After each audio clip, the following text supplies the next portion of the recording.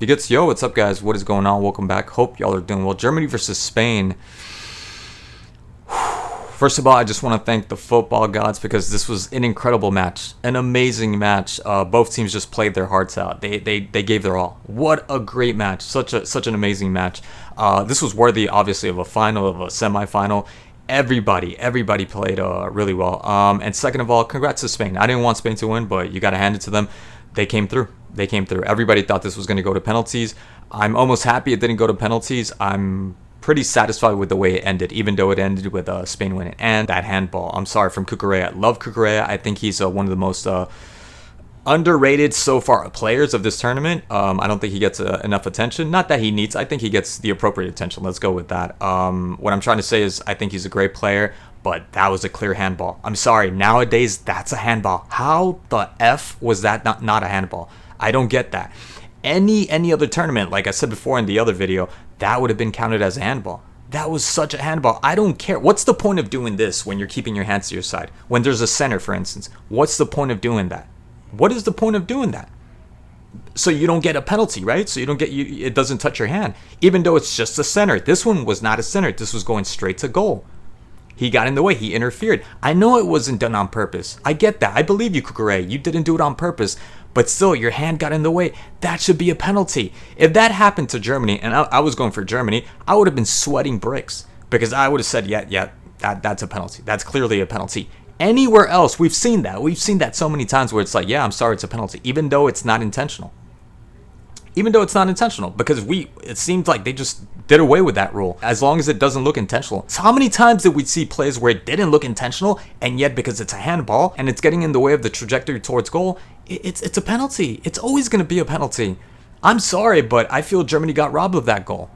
Who knows, that maybe that would have ended it, maybe not. But the way the game was being played out, it was Germany that was setting the rhythm of this game. They were battering Spain. They were constantly attacking. They got a lot of opportunities. They got really close. Now, that first half, I understand. I'll give this to Spain. That first half, as soon as, I think it was 7th, 8th minute, as soon as Pedri got taken out, it affected Spain. You saw a very different Spain because those 7 minutes, maybe even 15 minutes, that was Spain constantly. They were dictating the rhythm. They were dictating the cadence of this game.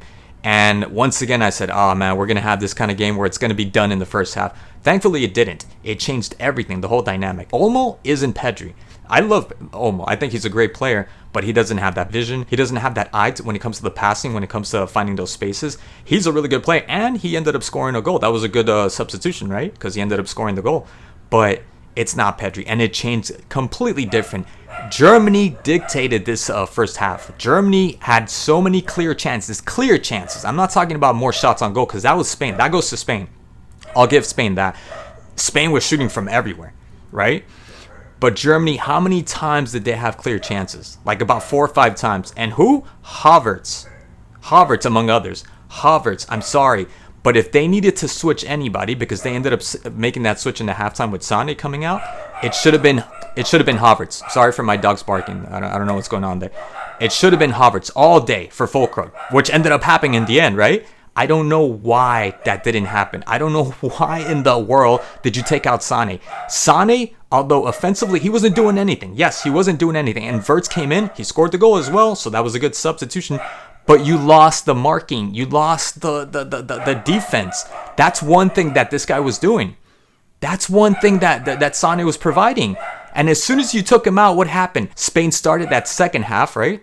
Spain started that second half how? They started just like they did in the first half. They started controlling.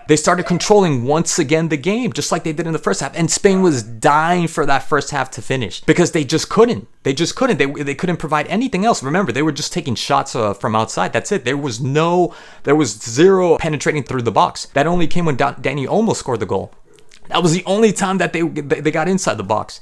That was the only time when they actually scored the goal because you took out Sané, the man that was marking, another one that was marking. Yes, offensively, he wasn't providing anything, but defensively, he was running, and with that speed, I mean, he could catch up to anybody. He was doing his job defensively. Why did you take him out?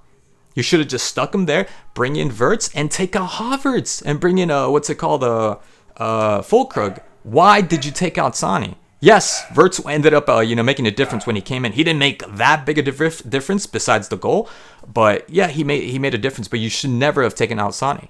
Never should have taken out Sane. I'm sorry, or not on the half. How about that? Not in the half. I disagree. I know a lot of people are going to disagree with that. That's fine, but that's my take. You should never have taken out Sane. Never have taken out Sane. I mean, they took out Lamine Yamal because Lamine Yamal couldn't get through. Usually he's good about getting through, even when it's two people that are marking him, and he couldn't do that. He couldn't do that afterwards. I mean, Spain at the end of that first half, they were getting really frustrated, and they took him out. Nico Williams also came out because all Nico Williams was doing, I mean, he was a really good outlet for Spain, but nobody was accompanying him, and you saw him like he just had to go back, he had to pass the ball, and he would just complain. He'd be like, nobody's there. Well, what's the point? I'm the only one that's driving forward, and who am I going to send her to? Nobody. I'm not saying they had bad games, but they couldn't do anything. And then the goal, the goal from Spain, right? The header from Merino. Why couldn't Havertz score a goal like that header? He had that header, that one chance.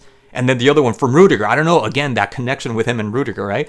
All alone, I think it was Lenormand that ended up losing track of Havertz, and he had more than enough chance. And even Unai Simon. Unai Simon had the sun, I think, against him blocked. I mean, that was such a perfect opportunity to score. I'm sorry, but you can't call this guy up anymore. Stop calling Havertz up. Stop calling Havertz up to the national team. Such a disappointing game for this guy, and such a handicap for Germany. I'm pissed. I am beyond pissed because Germany could have won, and Spain deserved to win. I absolutely accept that. Spain deserved to win this game. So close. And that's it. That's all I have to say about that. I am livid. Right now, the Portugal versus France match is going to start, so I'm going to get to that. As always, thank you so much for watching, and I'll see you guys in the next one. Peace.